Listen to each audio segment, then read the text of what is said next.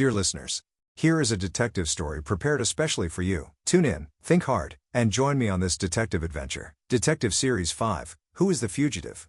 One day the detective was leisurely enjoying a cup of coffee at a cafe on the street when suddenly, there was a commotion coming from a nearby alley. Curious, the detective glanced over and saw a man in a suit and a man in a leather jacket fighting each other while stumbling out of the alley. "Stop fighting!" someone shouted from the crowd trying to separate the two men, but they found it difficult because the two men were handcuffed together. The crowd retreated a few steps back. "Help me restrain him!" shouted the man in the suit suddenly. "This guy is a very dangerous fugitive. He wanted to knock me out and escape." "Don't listen to him, he's the real fugitive," retorted the man in the jacket. "You mustn't be fooled by him." After a brief struggle, both men lost their strength and sat on the ground panting, trying to regain their breath. The detective stood up and walked over to the two men. "Do you recognize me?" he asked. "You're the detective, a close friend of our police chief," exclaimed the man in the suit, delighted. "I'm an undercover policeman, Mike. Please help me." The man in the jacket was quick to respond. "Detective, our chief often reminds us of you. You must have a way to figure out who the real fugitive is." The detective smiled and said, "I do have a way." He paused and observed the expressions of the two men, but both of them had a look of happiness and anticipation.